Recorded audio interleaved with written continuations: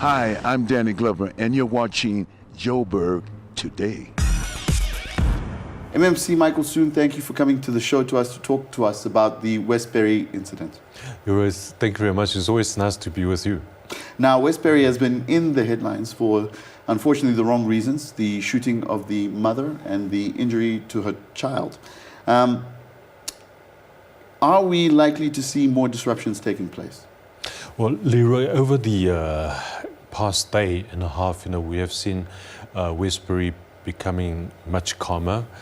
We haven't seen any incidences, but of course, there are some anger still to be expressed by the residents. We are keeping a very close watch on the developments, and unfortunately, we don't have a firm commitment from the community members to say that they will now stop.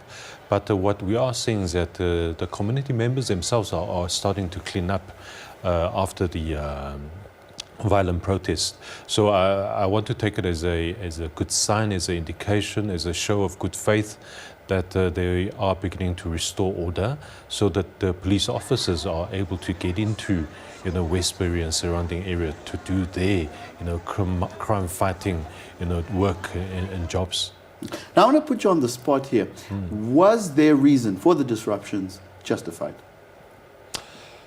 Look, I believe this, that, and I firmly believe that as South Africans, we all have right to protest, but it's the manner and the approach and how the protest is being carried out that is important.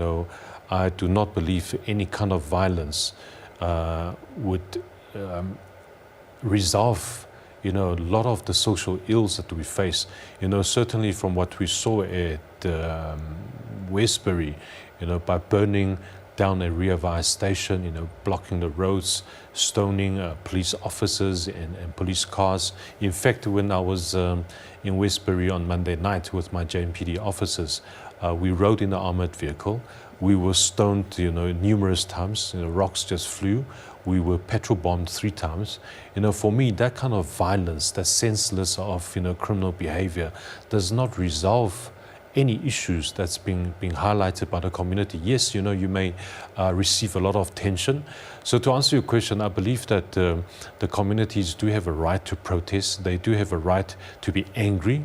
They have a right to be very upset of the issues that's being raised. In fact, I agree with them that we need to resolve these issues. But the criminal behavior, the destruction, that is not acceptable.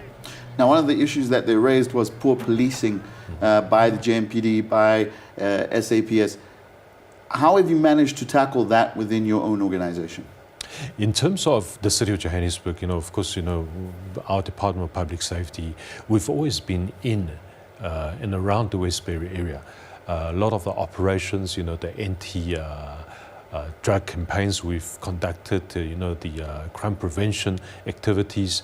But, of course, once these issues have been drowned out by more issues raised by the community, and very unfortunately the killing of the mother in Westbury and injuring of her child. These efforts seems to be put on the wayside, but we understand that there's a lot of more work to do. We've identified various hotspots. In fact, yesterday morning I had another urgent meeting with my JMPD team.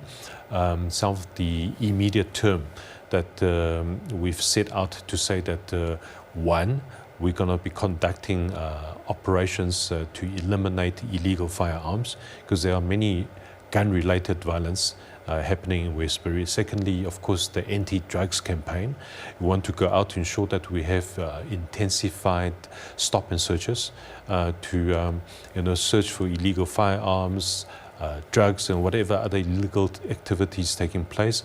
Our Operation Buyamthetho will be intensified, and a very important hotspot area that we have identified is the increase of visible policing and patrols around schools, hospitals where there are more likelihood of innocent people being injured. So these are the short-term and immediate actions we'll be taking.